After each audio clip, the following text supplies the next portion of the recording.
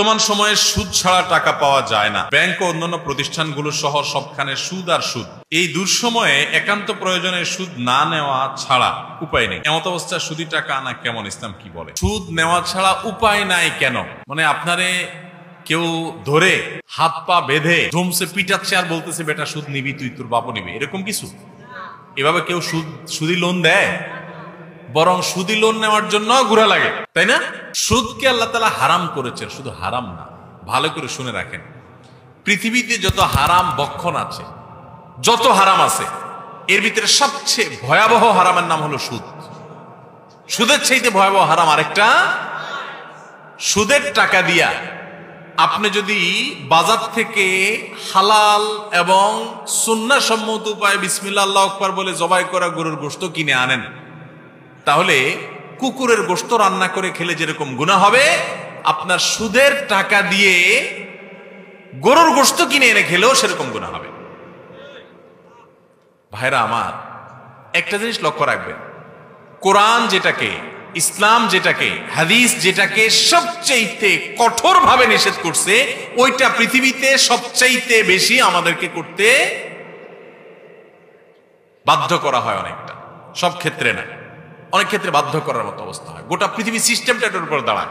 এটা হলো শয়তানি সিস্টেম, শয়তান তার দোসরদেরকে দিয়ে পৃথিবীতে করা। এই জন্য সুদের বিরুদ্ধে আমাদেরকে সংগ্রাম করতে হবে, যুদ্ধ করতে হবে। আল্লাহ আমাদেরকে সে তৌফিক দান। এখন যে ভাই প্রশ্ন করছেন, উনি হয়তোবা ফাঁসা গেছেন কোনো কারণে, সুদি লোন নেওয়া ছাড়া উপায় নাই। তো ফাঁসাটা কিরকম? আপনি বিদেশে যেতে পারছেন না, তো হবে না, যাবেন না, এতে কি আপনি মরে যাবেন? আপনার হয়তো কোনো একটা ব্যবসা শুধু লোন নেওয়া ছাড়া বাড়াইতে পারতেছেন না, তো এতে কি আপনি মরে যাবেন? আপনার একটা বাড়ি শুধু লোন না নিয়ে করলে যেটুকু করছেন সেটুকু ধ্বংস হয়ে একেবারে ইট খুলে পড়ে যাবে। তাহলে আমরা এগুলাকে বলি যে নিরুপায় হয়ে শুধু লোন নেই। জি না, এটা নিরুপায় বলে না। আপনি নিজের দিনকাল একটু ভালো করার জন্য সুদের কাছে যাচ্ছেন, আল্লাহর ওয়াস্তে সুদের কাছে যাবেন না, হালালে থাকবেন। বারবার কোরআনে আল্লাহ তাআলা নিষেধ করেছেন। আল্লাহর সঙ্গে, আল্লাহ রাসূলের সঙ্গে যুদ্ধ করার শামিল।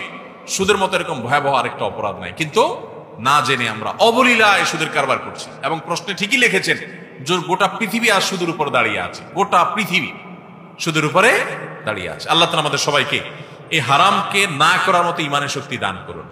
সুদি লোন নিলে বাড়িটা আরেকতলা করতে পারবেন, সুদি লোন নিলে ব্যবসাটা একটু বড় করতে পারবেন, সুদি লোন নিলে ব্যবসা আপনি বিদেশে যেতে পারবেন, আপনার অমুক কাজটা হবে, বুঝলাম। তো আল্লাহর জন্য যখন সুদের এই লোনটা বাদ দিবেন, বাদ দেওয়ার কারণে যে ক্ষতিটা হবে, এই ক্ষতির বিনিময়ে আল্লাহকে বলতে পারবেন, আল্লাহ তোমার ভয়ে, তোমার নিষেধাজ্ঞার কারণে আমি চাইলে হারামে যায় আমি বিদেশ যেতে পারতাম, বিল্ডিং করতে পারতাম, আমি করি নাই আল্লাহ।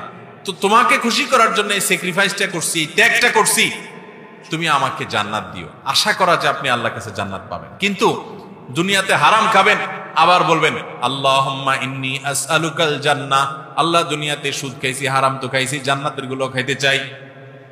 কি বলেন? মুগুরের মায়ের একটাও নিচে পড়বে? আল্লাহ আমাদেরকে হারাম বর্জন করার তৌফিক দান করুন।